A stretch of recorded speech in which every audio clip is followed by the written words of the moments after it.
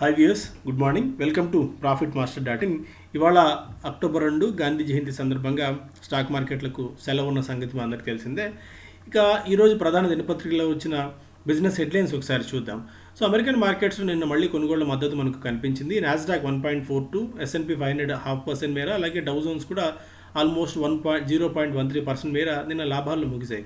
But నిన్న markets బాగా పెరిగినప్పటికీ stock futures కొద్దిగా అంటే మనకు డిప్ రావడం చూసాం ఆఫ్టర్ మార్కెట్. ఎందుకంటే స్టిమ్యులస్ బిల్లుకి సంబంధించి ఇంకా క్లారిటీ ఎమర్జ్ అవ్వాల్సిన అవసరం మనకు కనిపిస్తుంది. ఇంకా మేబీ చర్చలు కొద్దిగా పాజ్ అయినట్టు, కొద్దిగా ఇక్కడ బ్రేక్ పడినట్టుగానే ఉంది. అందుకే నిన్న భారీ స్థాయిలో లాభాలు మార్కెట్స్ చూసినప్పటికీ వాటిలో ప్రాఫిట్ బుకింగ్ కూడా అదే స్థాయిలో వచ్చింది. స్టిల్ ఇంకా మనకి అక్కడ స్టిమ్యులస్కి సంబంధించిన క్లారిటీ రాలేదు. సో మార్కెట్స్ దాన్ని అవాయిడ్ చేస్తున్నాయి కాబట్టి సెల్లింగ్ వస్తుంది. And Trump says he will quarantine after top aid hope Hicks test positive for corona virus. So corona virus బారిన ట్రంప్ సన్నిహితుడు, రెగ్యులర్గా ఆయనతో పాటు ఎక్కువ సమయాన్ని స్పెండ్ చేసే వ్యక్తి, టాప్ ఎయిడ్ అంటారు కదా, దాంతో పాటు తిరిగే వ్యక్తి హోప్ హిక్స్కి పాజిటివ్ వచ్చింది. దీంతో టెస్ట్ రిజల్ట్స్ వచ్చేంత వరకు తాను తన భార్య కూడా క్వారంటైన్లో ఉంటామని చెప్పి డొనాల్డ్ ట్రంప్ ప్రకటించారు. సో మార్కెట్స్ దీన్ని కూడా అవాయిడ్ చేస్తుంది, ఆయన రిజల్ట్స్ అని కూడా.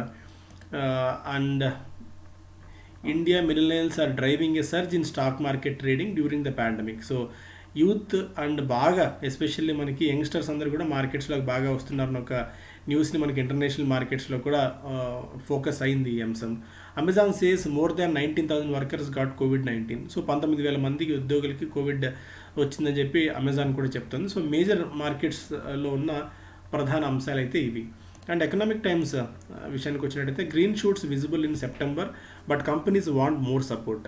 సో చాలా ఫ్యాక్టర్స్ పరంగా చూస్తే రైల్వే ఫ్రైట్ విషయంలో కానీ, అండ్ పన్ను వసూళ్ల విషయంలో కానీ, అండ్ ఎక్స్పోర్ట్స్లో కానీ, పవర్ డిమాండ్, ఇవన్నీ చాలా ఫ్యాక్టర్స్లో గ్రీన్ షూట్స్ చాలా అద్భుతంగా కనిపిస్తున్నాయి అన్నది ఒక వార్త. గ్రీన్ షూట్స్ అంటే మనకు విత్తనం వేసినప్పుడు మొలకు వస్తుంది కదా, దాన్ని గ్రీన్ షూట్స్ అని అంటాం. అంటే అసలు ఏమీ లేని స్థాయి నుంచి కొద్ది గొప్ప పెరగడాన్ని మనం గ్రీన్ షూట్స్గా మనం ఎక్కువగా మార్కెట్స్లో ఉన్న పదం వాడుతూ ఉంటాము.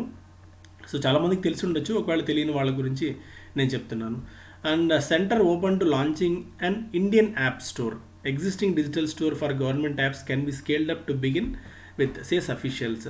సో ఇండియన్ యాప్ ఒకటి తయారు చేయాలి ఆత్మనిర్భర్ అభియాన్లో భాగంగా అని చెప్పి మనం కొంతమంది లైక్ ఇప్పుడు పేటీఎం కానివ్వండి, లేదంటే మ్యాట్రిమోనీ.com అండ్ పాలసీ బజార్ లాంటి కంపెనీస్ గూగుల్కి వ్యతిరేకంగా, యాప్ స్టోర్కి వ్యతిరేకంగా ఒక పోరాటం చేస్తున్నారు. అదేంటంటే తమ యాప్ స్టోర్లో తమ దీనిలోనే పెట్టుకోవాలి, తాము చెప్పినట్టే వినాలి, అండ్ తాము చెప్పిన ప్రైస్కి అమ్మాలి, అండ్ 30% తమకు వాటా ఇవ్వాలని చెప్పి గూగుల్ లాంటి కంపెనీస్ ఒత్తిడి చేస్తున్న నేపథ్యంలో ఈ కంపెనీస్ అన్ని వ్యతిరేకంగా ఒక కొత్త యాప్ని ఒక కొత్త ప్లాట్ఫామ్ని క్రియేట్ చేయాలని చెప్పి ప్రభుత్వాన్ని కోరుతున్నాయి.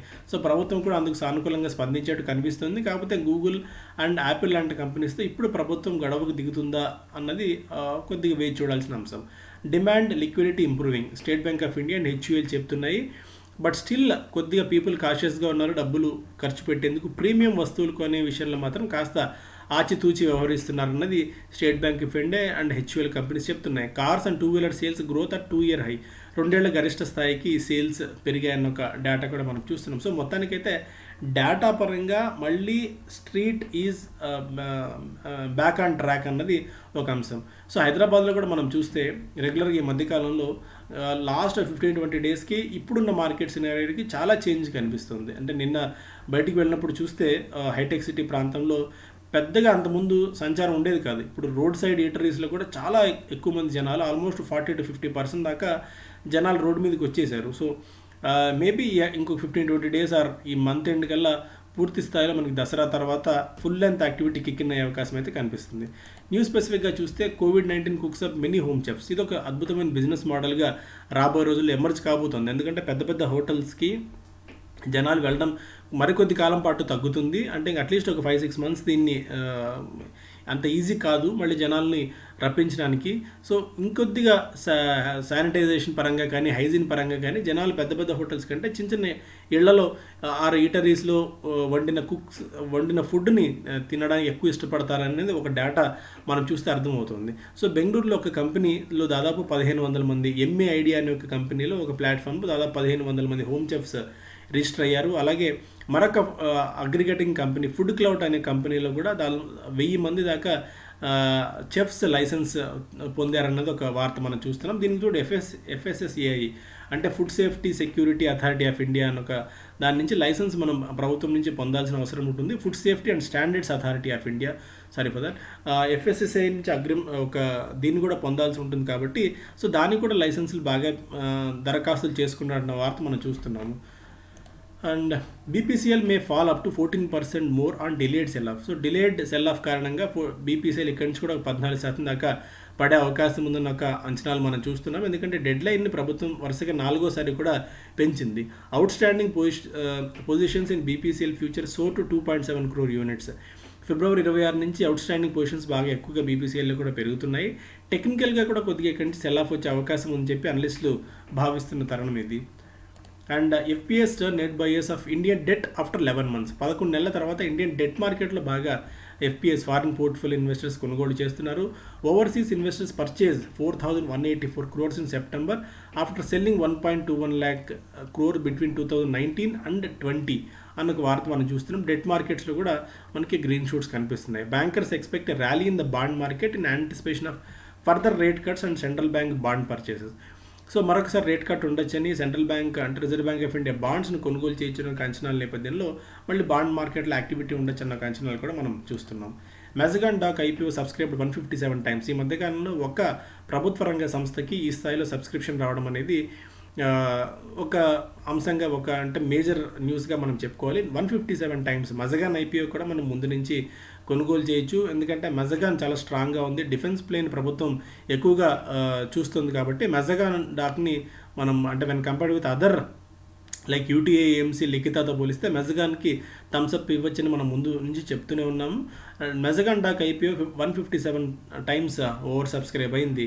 444 కోట్ల రూపాయలకు బిడ్స్ ఆఫర్ చేస్తే 70,000 కోట్ల రూపాయలు విలువైన బిడ్స్ దాఖలయ్యాయి. అండ్ IRCTCకి the previous best IPO among public sector companies was IRCTC. QIB portion 90 times and non institutional investors దాదాపు 679 రెట్లు, రీటైల్ ఇన్వెస్టర్స్ కేటగిరీ 36 రెట్ల దాకా మనం రావడం చూసాం. ఎందుకంటే ప్రైస్ బ్యాండ్ చాలా అట్రాక్టివ్గా ఉంది కాబట్టి. 112 రెట్లు ఇంతకుముందు IRCTC IPO వస్తే ఇప్పుడు 157 రెట్లు మెజగాన్ IPO వచ్చింది. సో లిస్టింగ్ కూడా బంపర్ లిస్టింగ్ ఉండే అవకాశాలు మనకు కనిపిస్తున్నాయి. And L&T looks at selling stake in Hyderabad metro. Hyderabad మెట్రోలో వాటా అమ్మకానికి L&T చూస్తుంది. ప్రభుత్వంతో పాటు ఇతర సంస్థలతో కూడా చర్చలు జరుపుతుంది. ఎందుకంటే ఈ లాక్డౌన్ కారణంగా 300 కోట్ల రూపాయల మేర నష్టం వాటిల్లింది L&Tకి. ఇప్పుడున్న ఈ తరుణంలో 18,000 కోట్ల రూపాయల మేర ప్రాజెక్ట్ ఇది కాబట్టి దీన్ని ఎంతో కొంత వాటాలు అమ్ముకోగలిగితే కాస్త నిధులు సమీకరించుకునే ఆలోచనలో ఉంది. Jio platforms get 2,624 crore from Intel Capital and Qualcomm. So ఇది ఆల్రెడీ గతంలో అనౌన్స్ అయిన డీలే, ఇప్పుడు నిధులు వచ్చాయని చెప్పి జియో చెప్తుంది. ముపదాలా to pick 1.4%, Reliance retail for 6,247 crores.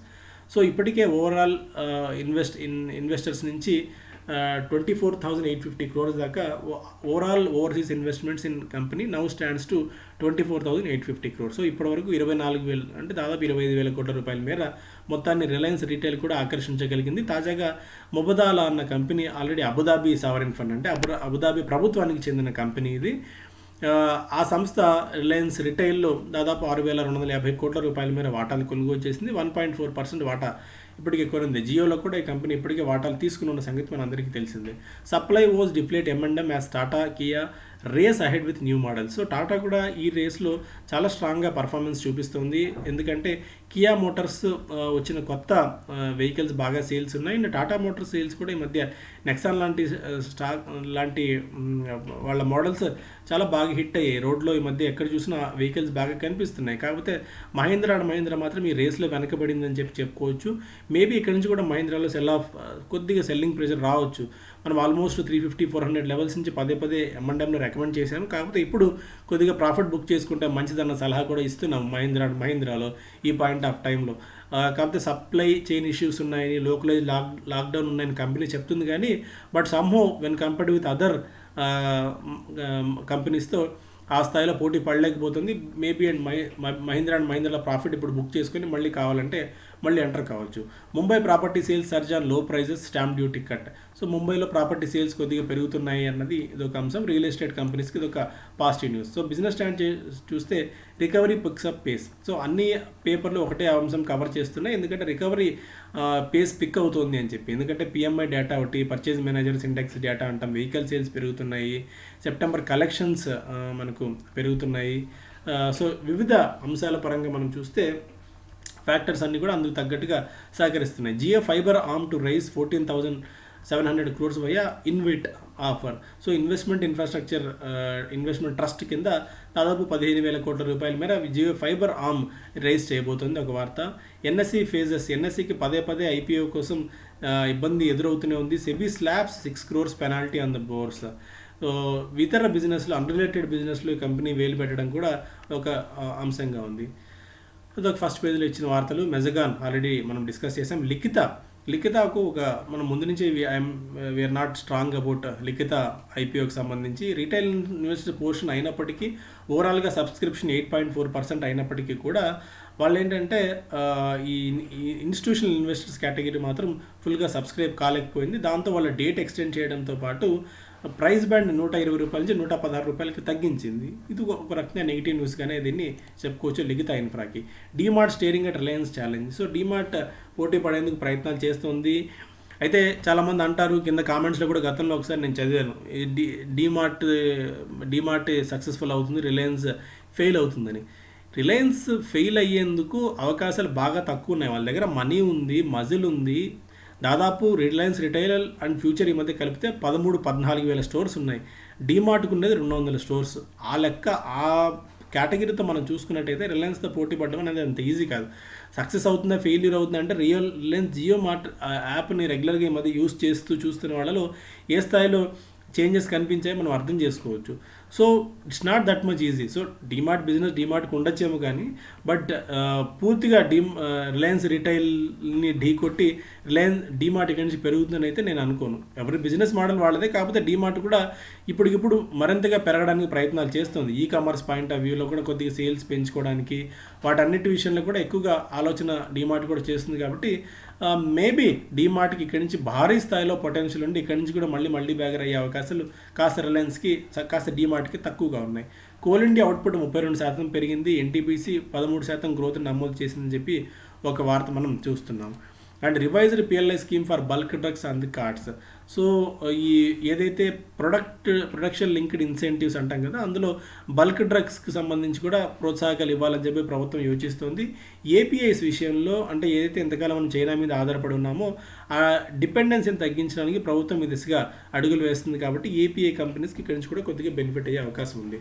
So ఇది ఈరోజు ప్రధానంగా major headlines. And profit master team నిర్వహిస్తున్న టెక్నికల్ అనాలిసిస్ సంబంధించిన 100 days మెంటర్షిప్ మనకి సోమవారం నుంచి ప్రారంభం కాబోతుంది. So this is the last opportunity మీకు. ఎందుకంటే మనకి లిమిటెడ్ మెంబర్స్, అంటే 15 to 20 మెంబర్స్ మాత్రమే ఈ క్లాస్లో సభ్యులు ఉంటారు. కాబట్టి ఈ అవకాశాన్ని వినియోగం చేసుకోవాలని చెప్పి కోరుతున్నాను. అండ్ ఇంకొక 3-4 సీట్స్ మాత్రమే రిమైనింగ్ ఉన్నాయి. Please don't miss this opportunity. 100 days mentorship ఉంటుంది. మీకు 15 క్లాసులు ఉంటాయి. క్లాసుల తర్వాత మీకు 100 days మెంటార్షిప్ ఉంటుంది. ఈ మెంటార్షిప్లో మీకు ఎలాంటి డౌట్స్ ఉన్నా కూడా అనలిస్టులతో డైరెక్ట్గా మీరు మాట్లాడి క్లారిఫికేషన్ తీసుకోవచ్చు. మీరు ఒక ట్రేడ్ చేసే ముందు కానీ, ఒక పొజిషన్ తీసుకునే ముందు కానీ వాళ్ళ నుంచి సలహాలు సూచనలు తీసుకొని మీరు కాన్ఫిడెంట్గా ఎగ్జిక్యూట్ చేసేందుకు అవకాశం ఉంటుంది. కాబట్టి ఒకవైపు సబ్జెక్ట్ నేర్చుకుంటారు, రెండోది హ్యాండ్ హోల్డింగ్ గైడెన్స్ కూడా మీకు ఉంటుంది. కాబట్టి ఈ అవకాశాన్ని వినియోగించుకోవాలని చెప్పి నేను కోరుతున్నాను. Thank you so much. Have a good day.